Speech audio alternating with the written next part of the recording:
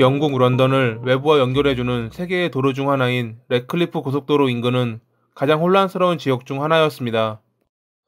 사람들은 그곳을 지저분한 사업과 어두운 골목이 존재하는 낡아빠진 곳이라 표현했습니다. 선원들이 주로 찾는 지역이다 보니 거친 다툼이 가끔 일어나기도 했던 곳이었죠. 29번지에는 옷가게를 운영하는 집주인 티모시 마르와 그의 아내, 어린 아들, 그리고 견습생인 제임스와 하녀 마가릿, 이렇게 5명이 살고 있었습니다. 1811년 12월 7일 저녁, 티모시는 마가릿한테 굴을 사와 달라고 부탁했고 그녀는 늦은 시간이었지만 어쩔 수 없이 밖으로 나오게 됩니다. 20분 정도 지나서 돌아왔을 때 그녀는 현관문이 잠겨 있고 불이 꺼져 있는 것을 발견했습니다. 자신을 심부름시키고 그들이 자고 있다고 생각한 마가릿은 화가 났습니다. 열쇠도 가지고 나가지 않았던 그녀는 여러 번 초인종을 누르며 문을 두드렸고 잠시 후 티모시 아들의 울음소리와 누군가 계단을 내려오는 소리가 들렸습니다. 문을 열어주러 온다고 생각한 마가릿은 잠시 기다려봤지만 다시 집안은 조용해졌습니다. 조금 전까지 울던 아이의 울음소리도 들리지 않았죠. 그녀가 문을 두드리는 소란에 이웃 주민들이 몰려들었을 때도 집안에선 아무런 인기척도 들리지 않았다고 합니다. 옆집에 사는 머레이는 마가릿에게 사정을 듣자 이상하다는 생각을 가지며 울타리를 넘었습니다. 집의 뒤편으로 향한 머레이는 지하로 향하는 뒷문이 열려있는 것을 보고 티모시가 실수로 문을 잠그지 않았다 생각하며 안으로 향합니다. 지하를 통해 1층으로 올라간 그의 눈에 들어온 것은 사망해 있는 티모시와 그의 아내, 아들, 그리고 견습생 제임스였습니다. 머레이는 놀라며 곧바로 현관으로 달려가 문을 열었고 밖에서 기다리던 마가릿과 소란 때문에 출동한 경찰 역시 사망해 있는 그들을 보게 됩니다. 1811년에 영국은 공식적인 경찰력이 없었습니다. 1829년이 되어서야 영국 왕실은 런던에 조직적인 상급 경찰력을 제공했다고 합니다. 즉, 범행이 일어난 시기에는 지역 순찰이나 현상금을 관리하는 최소한의 체계를 갖췄던 보안대원 뿐이었고 그들은 현장을 보존하거나 수색하는 방법을 배운 적 없는 초보였습니다. 침실에서 범행에 사용됐을 것으로 보이는 혈흔이 묻은 새망치가 발견되자 경찰은 범행 도중 마가릿이 오자 당황한 범인이 흉기를 버리고 도망쳤다 생각했습니다. 실제로 마가릿이 처음 초인종을 누를 때 아이의 울음소리가 들렸고 누군가 집 내부에서 움직이는 인기척이 들렸으니 아마 그때까지 범인은 내부에 있었을 겁니다.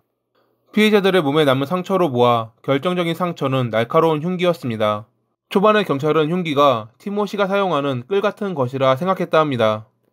뒷문에는 3개의 다른 발자국이 남아 있었는데 하나는 집 안으로 들어갔던 이웃 주민 머레이의 발자국이었고 다른 2개는 각각 다른 이의 발자국이었습니다. 발자국에는 그날 티모시가 작업했던 톱밥의 흔적과 혈흔이 남아있는 것으로 보아 범인의 발자국이 분명했습니다. 서랍만 열어도 보였을 현금을 범인은 가져가지 않았고 어린 아이까지 살해한 것에 경찰은 원한에 의한 범행이라 판단하고 수사에 임했습니다. 현장에 남아있던 발자국은 선로로 따라 쭉 이어져 있었고 선로 인근에 사는 주민은 몇 분 전에 여러 사람들이 이야기를 나누며 지나갔다고 증언했습니다. 경찰은 2명 이상의 범인이 연루되어 있는 범죄라 생각하며 혹여 티모시가 사악한 갱단의 목표가 되지 않았나 조사했습니다.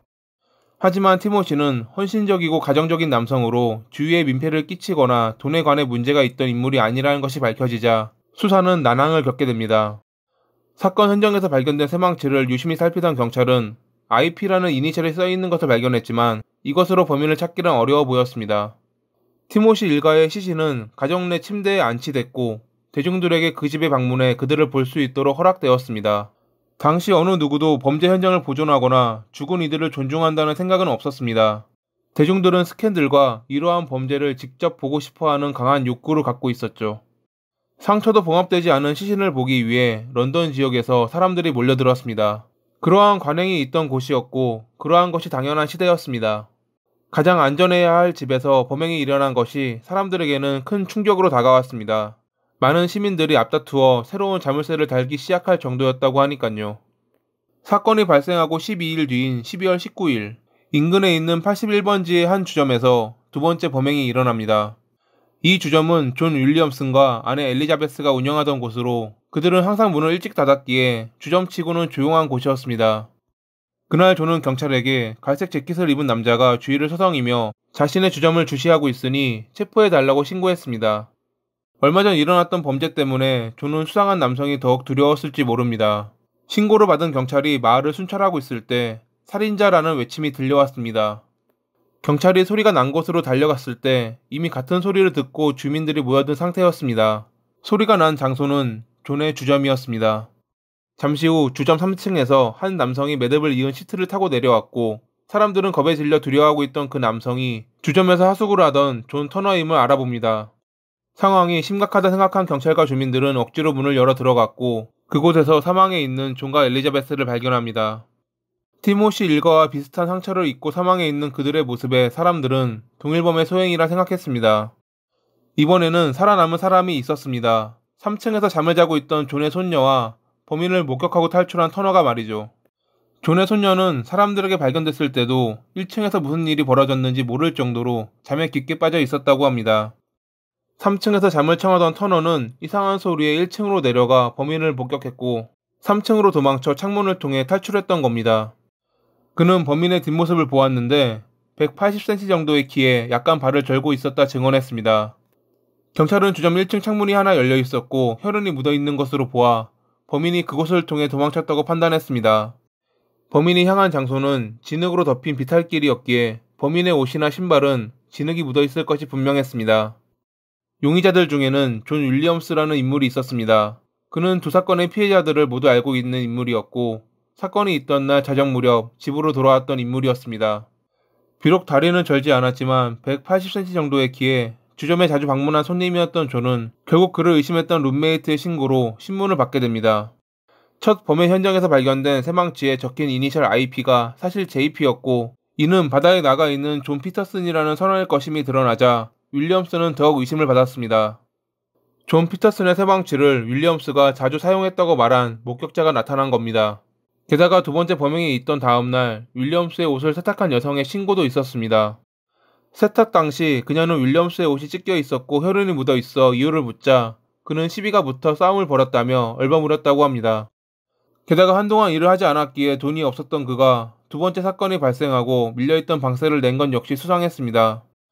두 번째 사건에선 첫 번째 사건과는 다르게 집주인의 시계와 현금이 사라져 있었기에 경찰은 그를 더욱 의심하며 강도 높은 신문을 하게 됩니다. 첫 번째 범행도 돈을 노리고 벌였으나 마가릿이 너무 빨리 돌아오는 바람에 도망칠 수밖에 없었고 결국 두 번째 범행을 저질렀다는 것이 경찰의 생각이었습니다. 윌리엄스는 자신이 전당포에 물건을 맡기고 돈을 받아왔다며 영수증을 보여줬으나 그들은 이를 무시했습니다. 당신은 혈액에 대한 증거를 처리하는 방법이나 패턴을 분석하는 방법, 심지어 지문으로 범인을 구별하는 방법 역시 없던 시기였습니다. 그러다 보니 경찰이 할 수 있었던 최선의 방법은 목격자를 찾거나 범인의 자백을 받아내는 것뿐이었습니다. 이러한 상태에서 유력 용의자로 지목된 윌리엄스는 어느 순간 살인죄로 기소됐고 12월 28일에 그의 첫 재판이 열리게 됩니다. 하지만 그날 윌리엄스는 재판대에 서지 못했습니다. 감옥 안에서 스스로 목숨을 끊었기 때문이었죠. 하지만 재판은 중지되지 않았습니다. 윌리엄스가 없는 상태로 진행된 재판에서 그는 결국 유죄를 판결받습니다. 그가 자신의 스타킹을 가져갔고 다음날 진흙과 혈흔이 묻은 스타킹을 가져왔다고 증언한 또 다른 룸메이트의 증언이 결정적이었다고 합니다. 하지만 후에 사람들은 재판부가 아무런 죄도 없는 인물에게 죄를 뒤집어 씌워 민심을 달래려고 한 것 아니냐며 추궁했습니다. 그들은 정확한 물증도 없었고 목격자가 범인이 발을 절었다고 했지만 윌리엄스는 그러지 않았다며 허술한 법 체계를 비난합니다. 1개월 뒤 경찰은 윌리엄스가 범행에 사용했다고 보여지는 끌을 대중에게 공개했지만 그것이 실제로 범행에 사용됐다는 증거는 없었습니다. 과연 이 사건이 과거의 암암리에 행해졌던 살인자 만들기인지 아니면 실제로 윌리엄스가 범인일지는 오랜 시간이 지난 지금 알 수 있는 방법이 없습니다. 그가 사망한 뒤로 인근 지역에선 동일범의 소행으로 보이는 범행은 일어나지 않았습니다. 하지만 이것이 윌리엄스가 진범이라 그런 것인지 진범이 좋은 기회라 생각하며 같은 범죄를 저지르지 않았던 것인지 역시 알 수 없습니다. 정확한 진실은 밝혀지지 않은 상태로 윌리엄스는 래클리프 고속도로 살인마로 역사에 기록되며 오늘날까지 전해지고 있습니다. 오늘도 봐주셔서 감사합니다.